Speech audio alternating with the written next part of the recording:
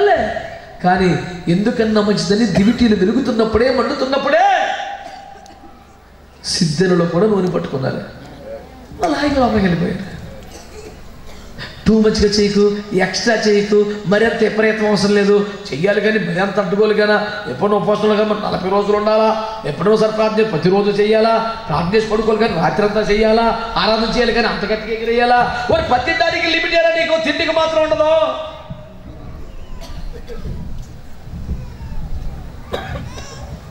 చెయ్యాలి ప్రార్థన, మరీ అంత గోల పెట్టి చేసేయాలండి. ఆరాధన చేయాలి, గంతులే చేయాలండి. ఉపవాసం ఉండాలి కానీ పద్మతాలు అన్ని రోజులు చేసేయాలండి. ప్రార్థన చేసి పడుకోవాలి కానీ రాత్రి అంతా చేయాలండి.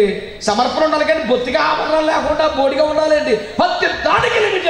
ఇటు తిండి పోడు కానీ దానికి మరి లిమిటెడ్ సాగుతాం. ఇవాళ చేపలు తింటాడు, రేపు తింటాడు, ఎల్లుండి తింటాడు, రొయ్యలు తింటాడు, పీతలు తింటాడు, బొమ్మిది ఎల్లుండి అన్ని తినేస్తాడు. తినా గ్యాప్ లేకుండా వేసి రక్తం ఏం చెయ్యి, గ్యాప్ ఉండదు. ఇవాళ చికెన్, రేపు మటన్, ఒకరోజు 2-3 రకాలు తినోడు కూడా ఉంటాడు. పోనీ వాళ్ళు తిన్నాం కదా, రేపు కూడా chicken biryani, mutton curry, fish fry 3 ఉండాలి. ఎందుకు 3 ఎందుకురా అంటే, పర్లేదన్నా తిన్నాయి, దేవుడు ఆశీర్వదించాడు మనోడుయా అంటే. ఆశీర్వదించడం అంటే ఏంట్రా? నేను జీవరాశిని కదా, నాకు జీవరాశి పోనీ ఈ జీవికి 3 జీవులు ఎందుకు ఒక పూటకి అనుకోవచ్చు కదా.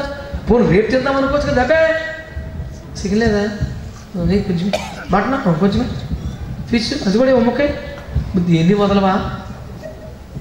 జీవరాశులు తగ్గిపోతున్నాయి కదా.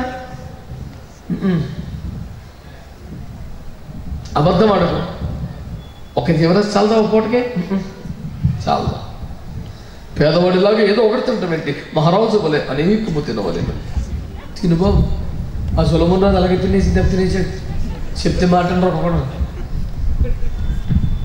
మంచి స్తోత్రం చెప్పండి. చెప్పరా ఎన్ని వివరాలు నన్ను అడగబాకండి, నాకు ఇంట్రెస్ట్ లేదు. అది దేవునికి స్తోత్రం చెప్పండి. నేను అనేది ఏంటంటే, ఈ విడవబడిపోయిన 5 కన్యకులు చెడ్డోలు కాదు సార్, పరిశుద్ధులలో ఏ పాపం లేదు. తమ బిడ్డ కుమారుడు కొరకు యేసు కొరకు ఎదురు చూస్తున్నవారు వారి మనస్సులో కూడా ఎక్కడ తట్టుకోలేదు. వాళ్ళు అగ్గిలాగా నిప్పులాగా బతికారు. కానీ సుఖమే ఉంది, నూనె చాలా. అన్ని లిమిట్ అన్నమాట. మరీ టూ మచ్గా చేస్తే కొంచెం చేస్తే చాలు. ఆ బ్యాచ్ వాళ్ళందరూ ఉండిపోతారు. చెప్తాను, రాసి పెట్టుకో. అమ్మో టైం ముందుకు ఇంకాస్త ప్రార్థన చేద్దాం, టైం ముందుకు ఇంకొంచెం పరిచయం చేద్దాం, టైం ముందు కదా ఇంకొంచెం భక్తి చేద్దాం, టైం ముందుకు ఇంకో పరిశుద్ధుల సహవాసం చేద్దాం, ఇంకా ప్రార్థన, ఇంకా సహవాసం, ఇంకా పరిచర్య, ఇంకా చేద్దాం, ఇంకా ఇంకా ఇంకా ఆడి గ్యారెంటీ కలుగుతాడు. పద్దాగా అదే పని ఎక్కువ మాకు బోల్డ్ పనులు ఉంటాయండి. ఆ పనుల మీద ఉండు, వెళ్ళిపోతాడు. జోక్గా తీసుకోవద్దు. మన ఉపదేశం ఏంటి? ఎదుర్కోవాలి. ఆమేనండి. అందరూ చెప్పండి, ఏం చేయాలి మనం ఏం చేయాలి చెప్పండి. యేసయ్యను ఎదుర్కోవాలి. దేవునికి స్తోత్రం కలుగునుగా. అందరూ చెప్పారా గట్టిగా? యేసయ్యను ఎదుర్కోవాలి. దేవుని బిడ్డలారా, చాలా కీలకమైన ఉపదేశం, సీరియస్గా తీసుకోకండి. విడవబడిపోయిన వారు, ఎదుర్కొనలేకపోయిన వారు అల్లాట పవలేం కాదు. 3 మాటలు చెప్పాను మీకు. 1, మహిమలో ఉన్నవారే అబద్ధానికి బలైపోయి ఎదుర్కొనలేకపోయారు. 2 ప్రధాన యాజకుడే శక్తి చాలక ఎదుర్కోలేకపోయాడు. 3 పరిశుద్ధులే అదనపు తైలం లేక ఉండిపోయారు. వీళ్ళెవ్వరు చెడిపోయారు. మీరు విడవబడ్డారు, ఎత్తబడలేదంటే వాళ్ళు సన్నాసి రకం లోకం అనుకునేవారు. వాళ్ళు చాలా మంచి వాళ్ళు, దెబ్బతినేశారు. ఆమేన్, ఆమేన్. మరి ఎత్తబడ్డోళ్ళు కూడా 3 చూపెడితే పేనం అయి ఉంటుందిగా. 3 నిమిషాలు ఎక్కువ టైం లేకుండా దడదలా చెప్పేసి వెళ్ళిపోతాం. చూడండి. నెంబర్ 1, హనోకు కొనిపోబడ్డాడు అనండి. ఆదికాండం 5:24. అతడు దేవుడితో నడచిన తరువాత దేవుడు దానిని నడత కాదు సందేశకులు, నడచిన తరువాత అంటే దేవునితో నువ్వు ఎంత నడవాలో ఆ నడక పూర్తి చేయాలి. ఆమేన్. నువ్వు దేవునితో నడిస్తే కొనిపోబడతావు. ఆమేన్ అనండి. 2వ రాజులు 2వ అధ్యాయం 10వ వచనములో, 2వ రాజులు 2వ అధ్యాయం 10వ వచనములో, ఇది దాటిన తర్వాత అగ్ని రథములు గుర్రములు కనపడ్డాయి. సుడిగాలి వచ్చి ఏలియాను వేరు చేసింది, తీసుకెళ్లి అగ్ని రథంలో కూర్చోబెట్టింది. అతను మహిమలో గెలిపోయాడు. దేవునికి స్తోత్రం కలుగును గాక. ఎత్తబడ్డ వారు ఎవరో చూపెడుతున్నారు బైబిల్ గ్రంథంలో మీకు. వారు ఎలా ఎత్తబడ్డారు? దేవుడితో నడిచేవాడు ఎత్తబడ్డాడు. మరి ఏలియా ఎలా ఎత్తబడ్డాడు? నా కుమారుడు గిల్గాలు అన్నాడు, 2 అడుగులు వేశాడు. నాన్న ఎరికో అన్నాడు, నాన్న బేతేలు అన్నాడు, నాన్న యోర్దాను అన్నాడు. ఎటు చెప్తే అటే నడుస్తున్నాడు, కానీ నడకంతా ఆత్మ నడిపితే. బేతేలుకి వెళ్ళమంటే బేతేలుకు, గిల్గాలుకి వెళ్ళమంటే గిల్గాలు నడుస్తూనే ఉన్నాడు. ఓ సంగమా కేకలెత్తే మెలుగు వత్తగా పడుకొని పోయి నడుస్తూ ఉన్నా, ఎక్కడికి వెళుతున్నా ఆత్మ నడిపింపులో ఉండాలి. ప్రయాణంలో ఆత్మ నడిపింపు ఉండాలి. అంటే నువ్వు ఉద్యోగం చేస్తున్నా, వ్యాపారం చేస్తున్నా, ఇంటి పని చేస్తున్నా, ఎక్కడున్నా దేవుని పరిశుద్ధాత్మ స్వరము వినగలిగిన కృప ఉండాలి. ఆత్మ పూర్ణమై ఉండాలి. ఆత్మ చేత నడిపించబడుతూ ఉండాలి. నానా గిల్గాలంటే తిరగాలి, నానా బేతేలంటే తిరగాలి, నానా ఎరికోండు తిరగాలి. ఎట్టు చెప్తే ఆత్మ నడిపింపులో ఉన్నవాడు ఎందరు దేవుని ఆత్మ చేత నడిపించబడుతారు, ఆత్మ పూర్ణమై ఉంటారు. దేవునితో నడిస్తే ఎత్తబడతావు. ఆత్మ నడిపింపులో ఆత్మ పూర్ణుడై ఉంటే ఎత్తబడతా. చివరిది మత్తయి 5:2 బుద్ధి కలిగిన వారు ఎవరైతే అదనపు తైలము తెచ్చుకున్నారో వారు ఎత్తబడ్డారు. ఆమేన్, ఆమేన్, ఆమేన్. మళ్ళీ చెప్తున్నాను, ఎంత మంచివాడివైనా నువ్వు దేవునితో నడిస్తేనే, నువ్వు ఎంత మంచి సేవ చేస్తున్నా ఆత్మ నడిపింపులో ఉంటేనే.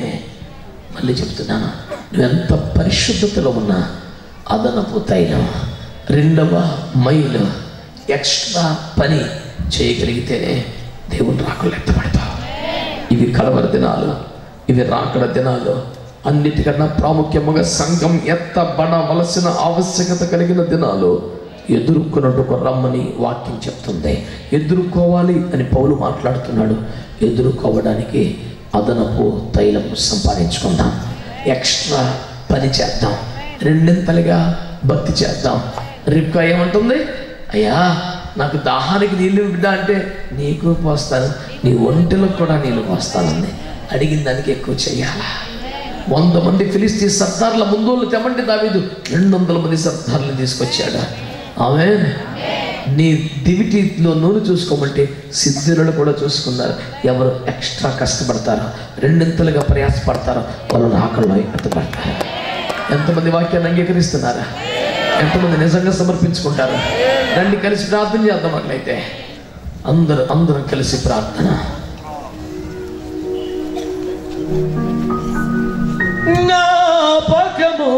జ్ఞాపకముంచుములోతు సతీమణి శాపనగర ప్రియ స్నేహితురాలు. జ్ఞాపకముంచుములోతు సతీమణి శాపనగర ప్రియ స్నేహితురాలు.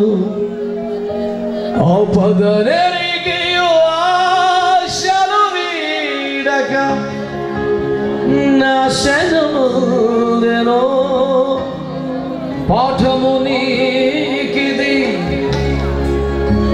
అదిగో అంజూరము ఓ క్రైస్తవ చిగురించెను చూడుమో. అదిగో అంజూరము ఓ క్రైస్తవ చిగురించెను చూడుమో.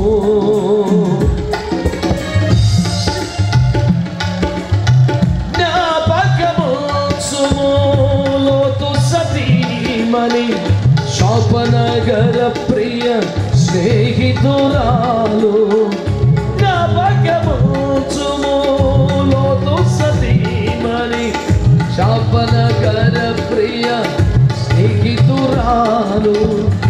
ఆపదనెరిగి ఆశలు వీడక, ఆపదనెరిగి ఆశలు వీడక నాశనముందెనో పాఠము నీకిది. నాశనముందెనో పాఠము నీకిది. అదిగో అంజూరము ఓ క్రైస్తవ చిగురించెను చూడుమో. అదిగో అంజూరము క్రైస్తవ చిగురించెను చూడుమో. అందరూ స్వరమెత్తి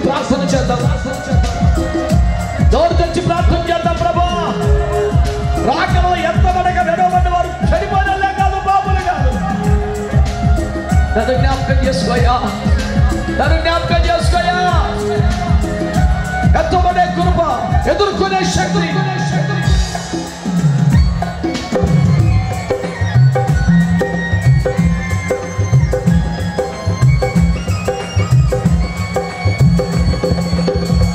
నోరు తెరిచి ప్రార్థన చేయండి, మౌనంగా ఉండకండి, స్వరం ఎత్తాలి.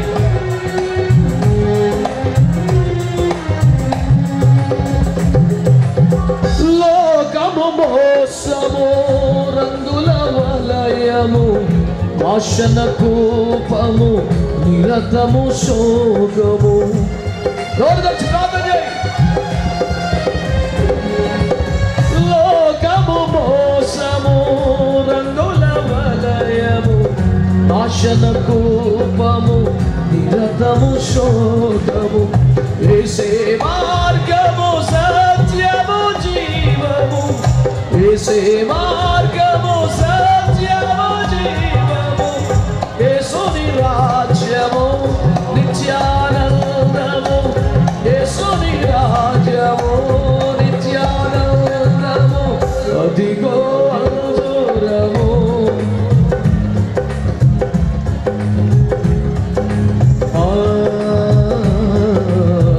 అదిగో అంజూరము. ఓ క్రైస్తవ చిగురించెను చూడుము. ఇదిగో నేను త్వరగా వస్తును, సిద్ధపడుడియను స్వరమును వినవా. ఇదిగో నేను త్వరగా వస్తును, సిద్ధపడుడియను స్వరమును వినవా. అదిగో అంజూరము. ఓ క్రీస్తవ చిగురించెను చూడుము. ఒక పక్క సూచనలు నెరవేరుతున్నాయి, ఒక పక్క గుర్తులు కనబడుతున్నాయి. ఆయన సమీపముగా ద్వారము వద్ద ఉన్నాడు అని వాక్యం కనబడుతుంది. ఎదురు కొనవండి, ఎత్తబడితేనే లేకపోతే ప్రమాదం అని వాక్యం చెప్తుంది. ఇన్ని కనబడుతుంటే, ఇన్ని వినబడుతుంటే భయమైన వాడిగా ఎన్ని సార్లు చెప్పిన పడుతున్నా.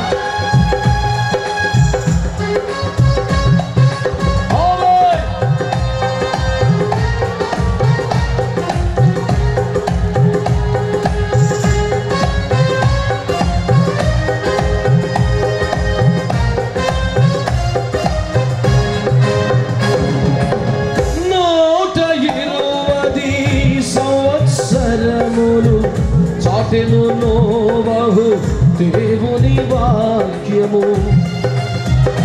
ఆమె వినబడుతోంది నీకు.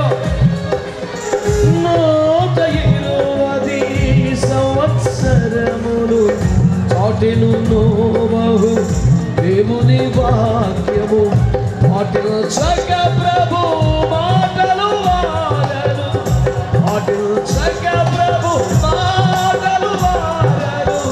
నీటిలో మునిగిరి పాఠము నీకిది, నీటిలో మునిగిరి పాఠము నీకిది.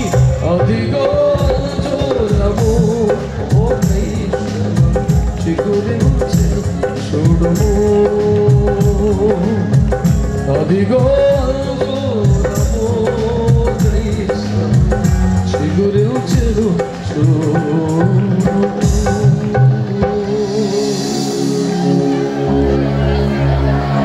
లోకము మోసము, రంగుల వలయము, నాశన కూపము, నిరతము శోకము. యేసే మార్గము, సత్యము, జీవము. యేసుని రాజ్యము నిత్యానందము. అయ్యా యేసయ్యా, అయ్యా యేసయ్యా. నోరు తెరుద్దాం, నోరు తెరుద్దాం. యేసయ్యా, యేసయ్యా.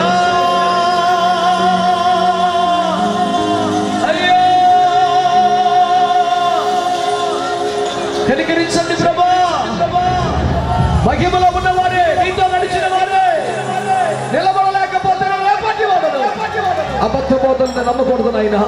సత్యములో స్థిరపరచబడాలి, అపోస్తలుల బోధలోనే ఉండాలి, ఆత్మపూర్ణమై